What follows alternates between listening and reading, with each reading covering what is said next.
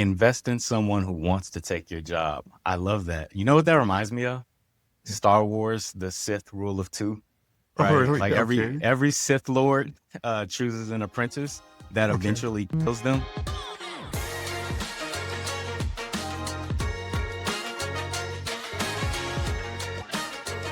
Hey folks, welcome back to Executive Runtime.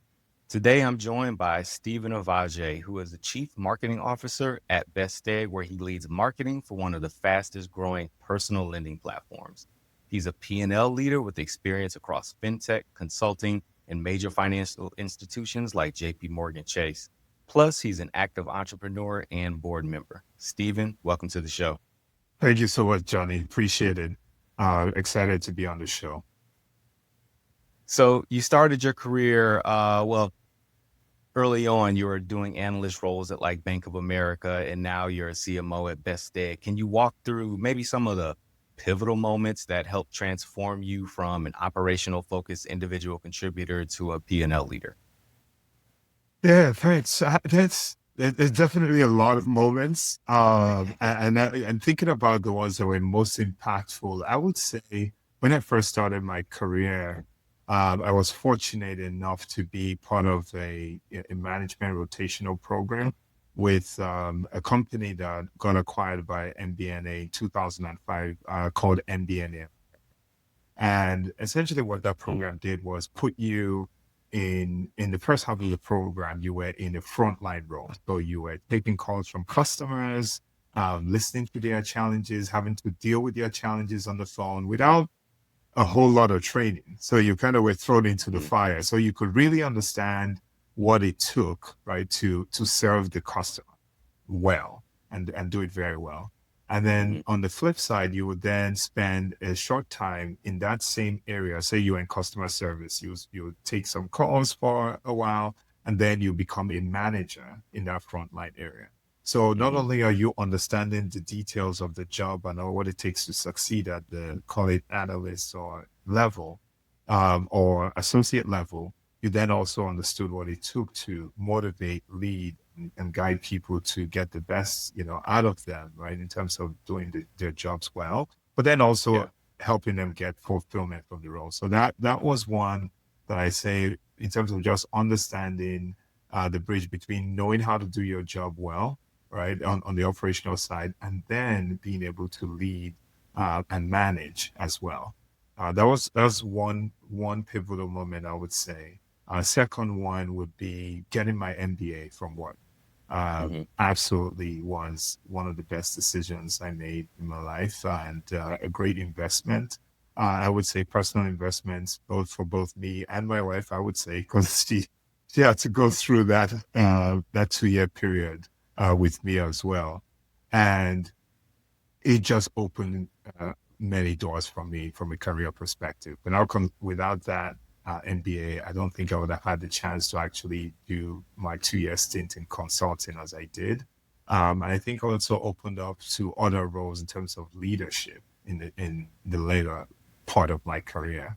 And then finally, I would say Bestech, joining Bestech the first time, where I was thrown into the world of finance and forecasting and planning, where I didn't really have any experience, but it was basically the trust that I had done, certain things. I had an MBA and I had also spent time at Deloitte, gave me that credibility to jump into a role like that.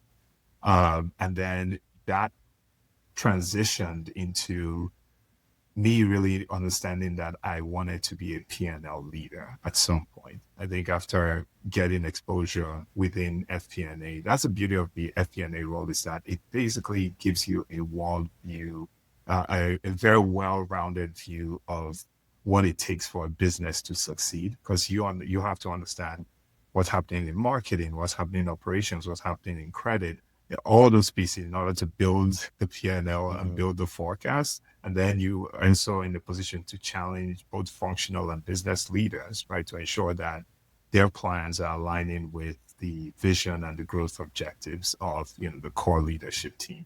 So I would say those are three key moments that stand out, that were very effective in helping me get where I am. One thing I wanted to ask about was you mentioned early on the rotational leadership program you Yeah. participated in. As also a graduate of one of those programs. I mean, those are like, what the big companies did Yes, back in the day. Maybe that's they true. still do. Yes. And I talked to a bunch of people who went through those programs early on. I know for myself personally, I was not really tracking that whole world early on. I was basically kind of picked out of a group of peers and told my manager said that, you should be in this program. But I'm curious for you, how did that come about? Was this something that was planned or were you Yes. chose? Like, how did that work? You know, it was interesting. I first started at MBNA as an intern, actually, and I joined as an intern in a program called the Thurgood Marshall Scholarship Fund Scholarship Program. So Hmm. Thurgood Marshall Scholarship Fund, I believe, still is around. They support, students who primarily are at HBCUs, and they provide you either scholarships. In this case, it was an internship with a Fortune 500 company at the time.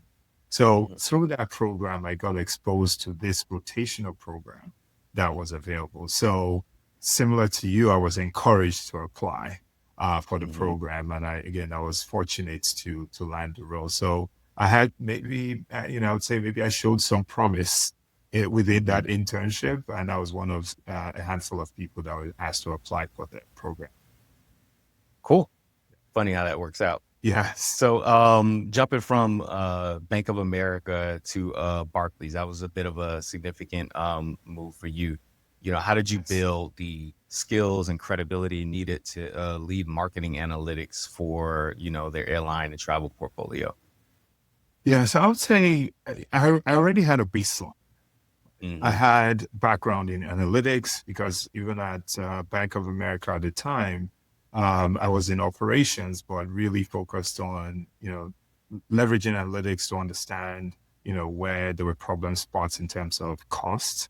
And then, really helping the leadership team analyze and identify areas of opportunity, right, Yeah. for cost reduction, even revenue generation in some cases, and understanding customer pain points and satisfaction as well. So I had a baseline um, experience that I brought to the table, but then I also had credentials, if you will, from an educational perspective. So I was a computer science major, even though I tell people I never wrote like a line of code professionally, other than SQL scripts. And once things got to Python, I ran away. Much of the world still runs on SQL, so there you go. Ah, there you go. There you go. So maybe I could still be dangerous. So, but that said, I think I had that. And at the time I joined Barclays, I had just graduated from Drexel with a master's in information systems. And that I think was just coming fresh out of that program. Drexel is very well recognized, for their co-op program. And Drexel also has some connections to Barclays at the time. So I think that the combination of the baseline experience I was bringing to the table and the credentials in terms of my education were very helpful. And lastly, I'll also add that I had a hiring manager that maybe saw something in me and was willing to, take a chance on me and invest in me. And till this day, he's someone I still look at as a mentor because he Yeah. played a pivotal role in my career. Yeah, that's a good segue. I was going to ask, right? We often, look back at our backgrounds and credit ourselves for a lot of our success, but most of the time it's like those one or two people that saw something in you that you didn't see in yourself. And it sounds like this manager was at least one of those people. Was there Sure. anyone else that just sort of like took a chance on you that really helped shape your early success? Absolutely. Absolutely. I'll say early on, if I go back to that, rotational program, there were two people that ran the Thurgood Marshall Scholarship Fund internship program with MBNA that really early on told me, in fact, I still remember a conversation with one of them where she said, I think you're just geared to be more of on an analyst, right? Because the Hmm. program was really geared to lead you into this rotational program where you manage in the line, and then over time you build, leadership within the operational areas, and then maybe Mm-hmm. you branch into marketing eventually or something else. But early on, she was like, yeah, I could see you doing something in finance or, maybe marketing, but really from that analytical perspective. So she saw something there. And then the other person, she really was one of those people that I believe advocated for me to get to not only apply for that program, but once I was in it, she would pull me aside every once in a while and just give me good advice. Mm-hmm. She set me up with, other leaders, folks who were really influential leaders in the organization to give me that visibility that, as you know, is very important. One, just understanding how people got where they were, but then two, having people who know who you are, know your name, and, could maybe at some point be sponsors for you. I think those are two people early on. And then I'm purposely not mentioning names just because I did ask permission from folks, but they know who they Yeah.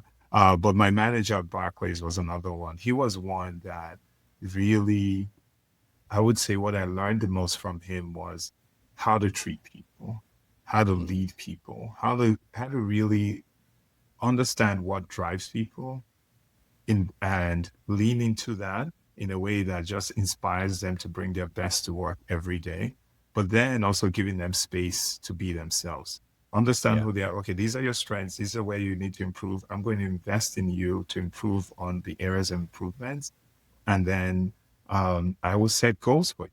I will set the Mm-hmm. bar high. I will put you in front of places where you may be uncomfortable, but these are learning opportunities and just giving you the space to grow. And also not, one thing I also credit him was he had no ego when it came to giving you the space to showcase your work, right? Because you Mm-hmm. see that in corporate America where, the folks who do the work, they do the presentations and all that, and then they hand it off to the leader to go present. No, he Yep. always brought you to the table so that Mm-hmm. you got credit for what you were doing. And he wasn't worried about, oh, this person is now going to outshine, right? So Yeah. I really, really appreciated that from him. And, I can name other people later on in my career, but I would say in terms of folks who really helped change the trajectory of, my leadership style and how I wanted to either chart the course of my career, number one, but then two, more importantly, how I wanted to be. Um, those folks were really important. Yeah. Yeah. Yeah, you mentioned leadership a few times. I kind of want to lean Yes. into that a little bit. Okay. Talk to me a little bit about your leadership style. What have you found to work? Are you more, an empowering leader? Are you, just talk to me about like what's your approach, Yes. particularly when you're building a new team or you inherit a new team. How did you establish yourself? Yes, I would say there's certain principles that I have. I think I've built again, learning from others for sure. I think number one is just treat others how you want to be treated. I am not, I hate micromanagement with a passion. So I'd rather have people around me that I know I trust can do the job. And then I get out of the way until they ask for my help and my input. And then, we take it from there. I would say I also am someone who sets the bar very high. I hold, but it's not, I'm setting it high for everyone, including myself, right? Hmm. And I'm going to hold people accountable to that bar, including myself as well. And I think once people understand that, you will also hold yourself accountable as well. People respond very positive to that. Um, Recognizing that you don't have all the answers is really important. So that way you're able to build a team around you that complements you, is important. And then, this is something, if I think back to the manager I recently described, investing in people who want to take your jobs. I know it sounds crazy, but, but, but it's motivating, right? Because if you think about it, you want someone who is hungry, who's willing, who is, about growing themselves and continuing to improve themselves such that you look back and you say, oh, wait, I'm certainly not growing as fast as I could be. So I create space for them to take on that next challenge. because so it's something I've always employed as I I've grown to been fortunate to lead teams over time. And then in terms of, you said something about a new team.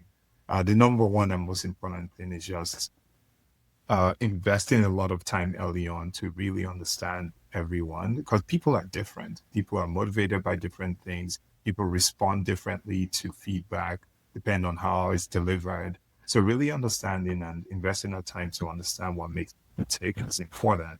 Um, and then, like I said, understanding where their strengths are, where opportunities for growth are, and taking the time to invest in them, and also finally giving them space to just then execute, be themselves, and live full lives in terms of a work-life balance. And once those things are in place, people will go to bat for you no matter what, because they know that you care. Yeah, yeah. Invest in someone who wants to take your job. I love that. You know what that reminds me of? Star Wars, the Sith rule of two, Oh, right? really? Like Okay. every Sith Lord chooses an apprentice that Okay. eventually kills them. There you Hopefully, I go. have my Star Wars lore right there. The All Nice. the geeks will get me if I don't, but no, that's great advice. Awesome. Awesome. Yeah, so eventually you transition to consulting. What was the impetus around that transition, and what was that like to kind of go in an environment where, you know, you're one level removed from complete ownership, but you have Yes. one foot in. But I'm curious on how you approach that style of working. Yes. So two things. So there are two questions in there. So the answer to the first one is, I really, once I was done with my MBA, or towards the end of my MBA, I was really considering, I had to really do a lot of introspection and say, what do I really want to do next? Want to continue down the path that I was at Barclays and continue growing within the company, or try something different? Up to that point, all my career was in financial services.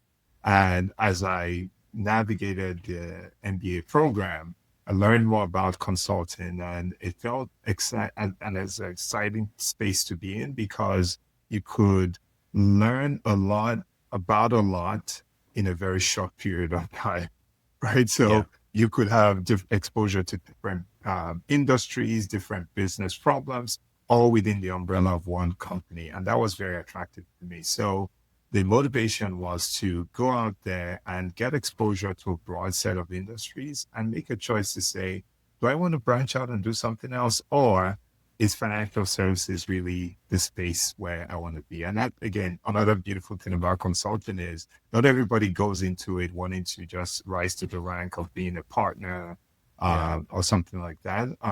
There are folks that go in with a clear understanding that, no, I'm going in to get this out of it and exit. And Hmm. that was what eventually happened for me. Even though early on I thought I could keep going down the path, but very quickly life reminded me that I probably started down that journey too late, because at the time I joined, it was too much. Actually, I joined in August of 2020 of 2012. Hmm. And my daughter was born in May of 2012. So within those 2 years, I spent little time with her at home, and that Hmm. was painful. So by the time I was in my second year, I knew I was going to make a transition, and the best tech came calling, and the rest is history. Then, so that's the Yeah. first question in terms of why I made that transition. And the other thing, in terms, the other question around lack of complete ownership and all that, I think it's, I don't know if I would say it was lack of complete ownership, because I felt ownership of the project we were working on. Hmm. Now, you may be alluding to the fact that when you're strategy consulting, you may not own the implementation, and that's Hmm. fair. But what I would say, Deloitte at the time was, dare I say, trailblazer in the way they organize their strategy projects, where they not only will, have a strategy recommendation, but they would partner with you on execution as well. Now, more and more of the top consulting firms are starting to do that kind of work, or since then. But Deloitte at that time was doing more of that kind of work. So that made it even more exciting for me. So on the day to day, it was, hey, you come in, you might be on a different project on a different team, but it just Hmm. made the dynamism of all of that just made it really exciting because, you don't know what problem you may be solving in 3 months or in 6 months. So you have Yeah. to get in, learn very quickly, build trust quickly, and then, really do the analysis, understand what the recommendations are. But on the Deloitte side, the difference was they had to be actionable because either you were going to be a part of it or there was a team that you were going to hand off to that was going to drive that execution. Yeah. Yeah. Yeah. After doing a little bit of digging, I saw that, while you were there, you delivered $60 million in pricing improvements for a client. How do you approach these high stakes engagements where like failure is not an option, right? There's a lot on the line. Yeah, I would say, well, it's a team. The team delivers those savings. And I would say it really comes down to early on building trust with the client. So Mm. understanding, what the problem space is, really identifying who the key players are, not just the key decision makers, but who really knows, dare I say, where the bodies are buried, right? Because that's where you Yeah. start uncovering the areas of opportunity. So spending time with those folks and making sure they feel like they are a part of the solution by bringing them along in the journey. So we need some data for analysis. Okay. I'm not just going to say, hey, send me this data. Hey, Hmm. okay, what systems are you pulling this data from? Let's work on this together. Okay, we're going to share a readout to senior leaders. Hey, well, let's work on this deck together, or I'll work on the deck. Let's talk through it, and then I'm going to bring you to the meeting because you have more context than that I can ever get in a matter of weeks, right? So building Yeah. that trust, bringing them along the journey is helpful because they would then those folks that you're bringing along the journey give you that credibility, right, when you come to the table. But I think for that particular project that you referenced, I think one of the things that made it really work was we were able to set up experiments call it in a localized way, where you could observe in one area, hey, how would this work? What kind of value can we get? Okay, once we understood that, then that can be scaled across whether it's other regions, other business units, or elsewhere. But really, the learning around that is, setting up experiments that allow you to learn and fail quickly and iterate quickly as well. Yep. So I think those approaches was what helped us to be successful in Hmm. that project. Yeah. Cool. So eventually you did make the transition from Deloitte and you went to Best Dig. At the time was Marlette Funding, and you built a strategic planning function. I'm curious on, why that move, and how did it come along? Were you hired specifically for that role, or was this something you just thought needed to be done? Curious how that came about. Yeah, so that was my first role, right after Deloitte, and I was hired specifically to do that role. Hmm.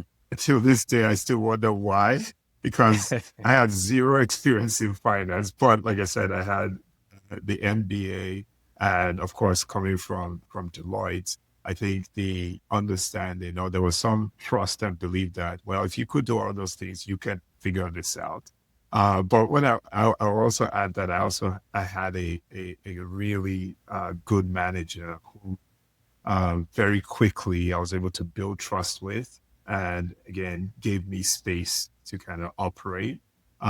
Was and again I was very upfront about what I knew and what I didn't know, so I had to I had to learn quickly, and also build a team that complemented me, especially in areas where I wasn't strong. So in the FP&A role, at least at the time, there were some areas that you needed a strong accounting, call it domain expertise or knowledge in order to do the job well.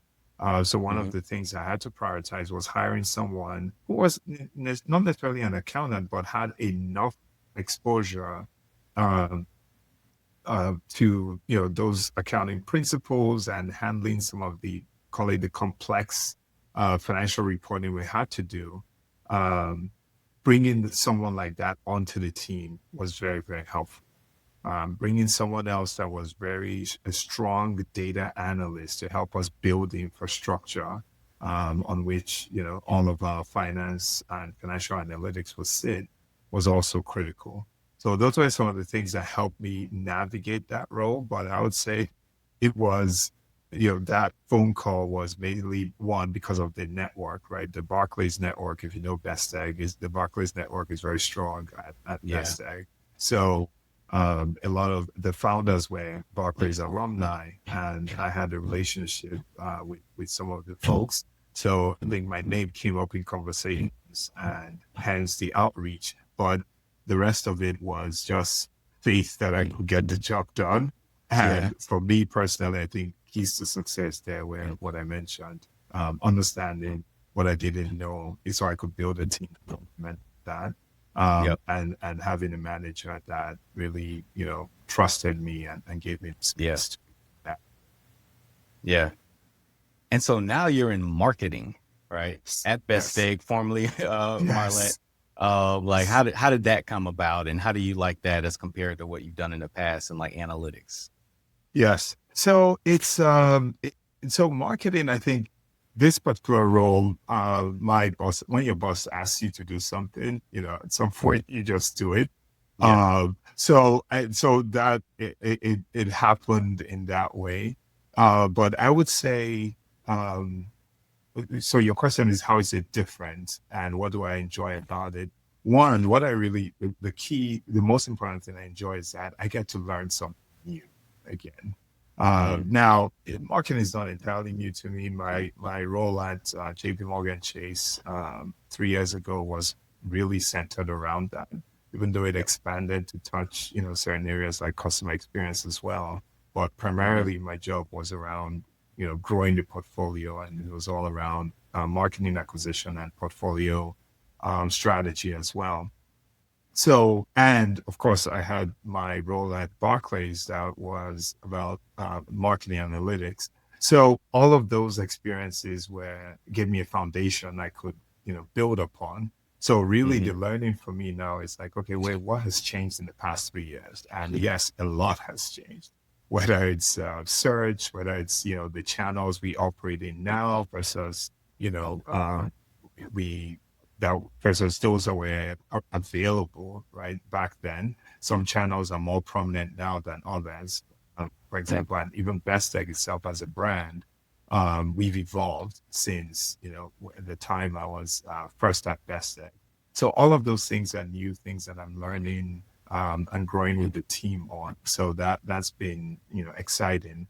Um, Leading a much larger team than I was leading in my more recent role at Best Egg was also a relatively new challenge as well. So, Mm-hmm. and it's a very diverse team, right? You're working on one hand, you have creatives, right? Mm-hmm. Who there's a stereotypical, call it a stereotypical way you look at creatives, but they just look at things differently, and Mm-hmm. they have different metrics and different measures of success than, say, all the way on the other end. I also have a marketing analytics team that just operates very different as well. So how Mm-hmm. do you manage across all of that?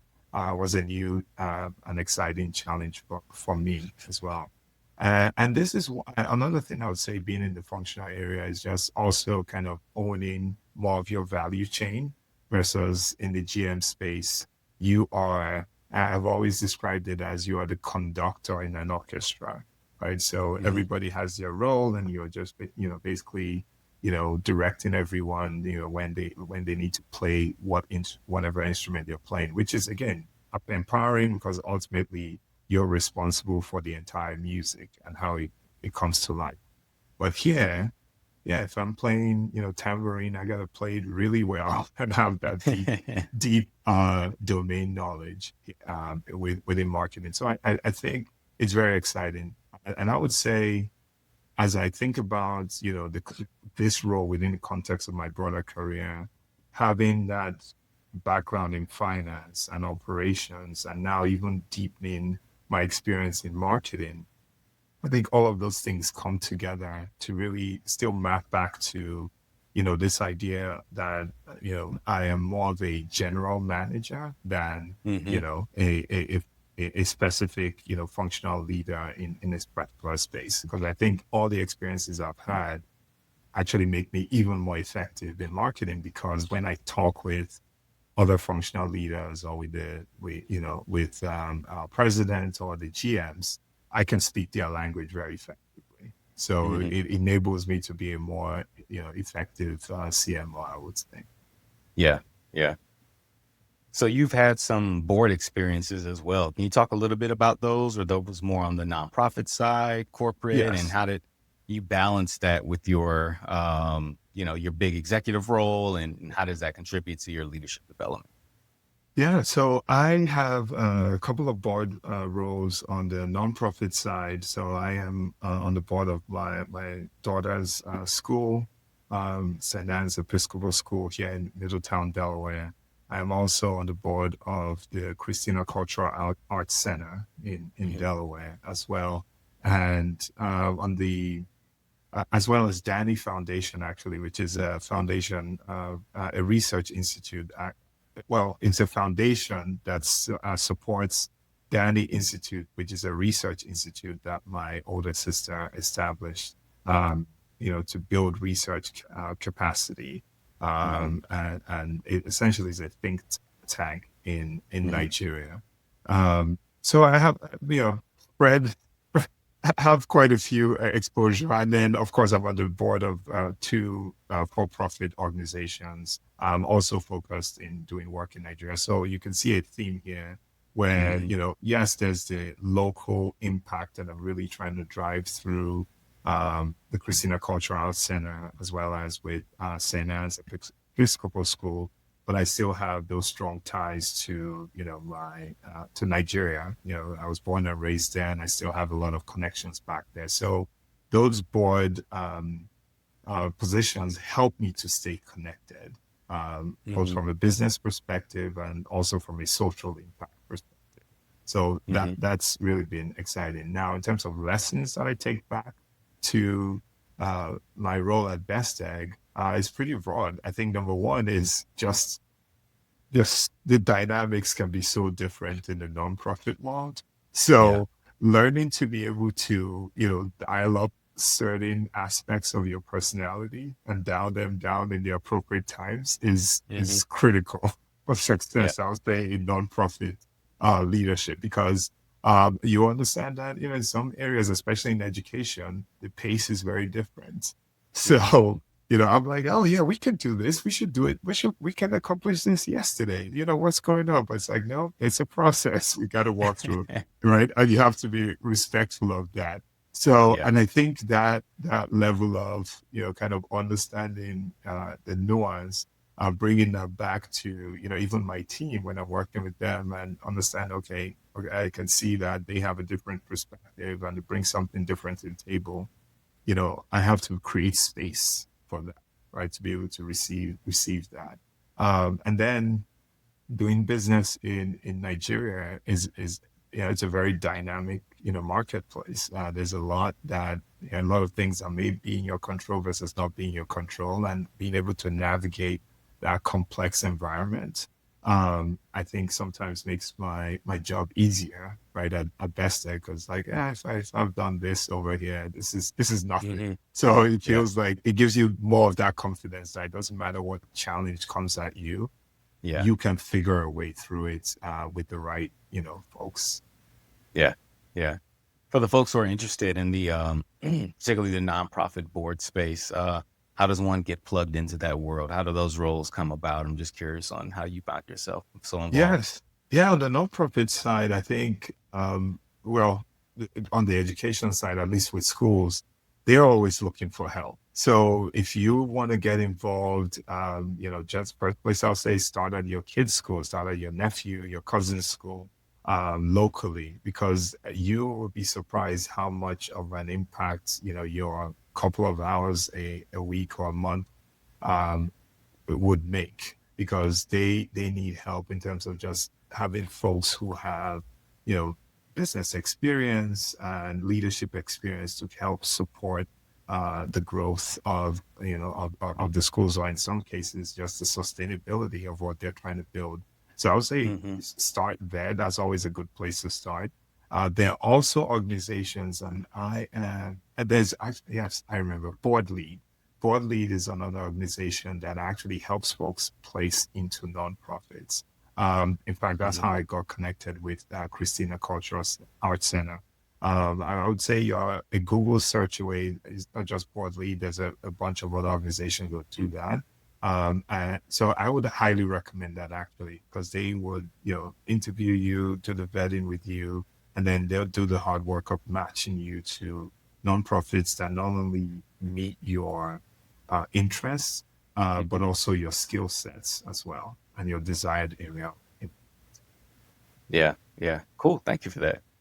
Yes. So you also have a bit of an entrepreneurial spirit as well. So talk to me a little bit about that, and what you've worked on in the past, and what led you down that road.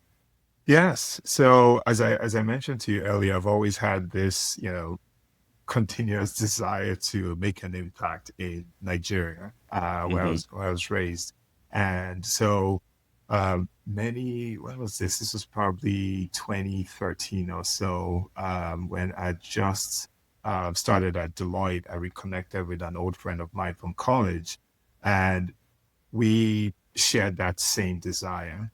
And so really we looked at a couple of trends that were happening. One was the proliferation of smartphones in Africa specifically, Mm-hmm. cloud computing that made, starting a tech business a lot more accessible to the average person. Um, that was another main trend. And then we also were looking at, okay, if we look at those two things combined, what are the industries that we think would drive real impact and make, call it sustained change for a long time? And we picked on education. So clearly we weren't trying to make a lot of money. So, but we looked at education and we felt, okay, so maybe ed tech. And then for me, with my, call it affinity for, call it data analytics, I felt, you know what, we have all these tools that we use to, tell business leaders how to make the most efficient decisions to drive shareholder value. Well, why aren't we leveraging them to drive better outcomes for students? So we set out to build this analytics platform for K through 12 schools, and Mm-hmm. quickly understood that the data wasn't even available. So we pivoted to building solutions to help digitize the data within schools, and then had the analytical tools on top of it. So it was a passion project, but we actually built it in a way that, we wanted to make money out of it, because again, thinking about long-term sustainability, we wanted it to be self-sufficient. Unfortunately, COVID hit. We had our expenses in US dollars, and our revenue in naira. Naira, they're depreciated significantly during that period. And so, long story short, we ended up selling the business to, our top competitor in the space. But I would say I learned so much from the process, and I think we left our little mark in the space, because by the time we're done, we had about, 50 schools, and we had impacted, a good number of students within that space. And just having that, giving folks that exposure that, oh, actually technology can be applied in the education space, and here's what it can really do, was something that was really satisfying. So I don't know that I'm all the way done there, but I'm definitely taking a bit of a break right now from that. Yeah. Cool. You mentioned being raised in Nigeria. What was your journey to the States like? Oh yeah, it was I would say unexpected. I didn't even not in my wildest dreams did I think I would be in the United States, studying, and then of course now living. But Mm-hmm. I was lucky in that my older brother, he was studying in Florida, doing a postdoctorate Mm-hmm. in Florida at the time I was graduating high school.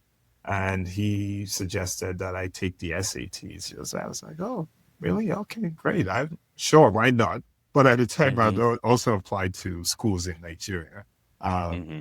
so I took the SATs, scored well enough to, get admitted to a number of schools, but I ended up choosing Lincoln University because one, they gave me the most scholarship, and two, Mm-hmm. there's actually a connection back to Nigeria. The first Nigerian president went to Lincoln, as well Mm-hmm. as the first Ghanaian president, actually, where both, or he was also an alum of Lincoln University. So there was Okay. that affinity there that brought me to Lincoln University specifically. But I would say to the U.S., it was my older brother who was already studying, here, and thought it'd be a good idea for me to come here. And here I am, many years later. Yeah. Yeah. Great. Um, you mentioned, well, you didn't mention, I read this on your LinkedIn, Right. that you're a girl dad. Yes. So, how has parenthood helped influence your leadership philosophy and, the way you think Yes. about teams and just how you relate to people on a personal level? Absolutely. Oh yeah. I would say the number one, especially at the age they are now, 13 and 9, listening and patience. Really, really important skills as a girl dad and as a parent generally. I would say I definitely bring those into the workspace and saying, okay, being patient and taking a moment to listen first. I really understand, what is the point that this person is really trying to make, and what do they really want, right? Hmm. Is a big one. Managing different personalities. I have my two girls are couldn't be more different.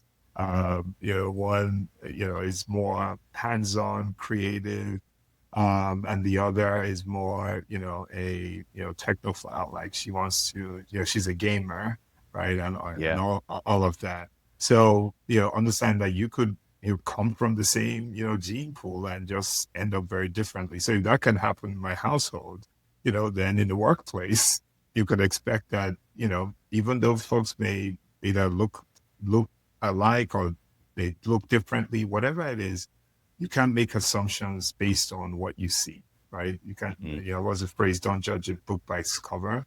So really taking the moment to get to know people and recognize that they all bring value to the table, is call it that's the lesson that I would take from that. Investing in growing people, obviously. I'm investing in my kids, because I know, I would say my personal um, outcome that I'm hoping to get out of that is, hey, when I retire, they'll take care of me too, right? Invest in your kids so they take care of you your old age. But the work front, investing in people, right? So everyone succeeds. They do well, you do well, the company does well. And I think the most important one for me as a parent is really, you know, set the bar high and they will rise to it. And even if they fall short, they're still higher than where, you Hmm. they would have aspired to if you hadn't set the right expectations. Yeah. Right. So I am, my daughters may in some cases say, well, Dad, you're a little bit tough or strict. And just, well, it's because, like I said, having high expectations is a good thing. But of course, Yeah. understand that you don't have to go in the deep end. But I really, really believe in, setting the bar high so that, they can aspire to it. And in the workplace, I said the same thing. I do the same thing because again, that's what I expect of myself. So I'm not going to, Hmm. set expectations for others that I myself can't live up to. Yeah. Yeah. Cool. Well, we're coming up on time. Is there anything else you want to leave the audience with before we head out? Oh, wow. I would say, first of all, this has been a great conversation. I've thoroughly enjoyed it. And no, the only thing I would say is, just go out. Life is short. Go out, enjoy it. Value people, get to, spend time to connect with people.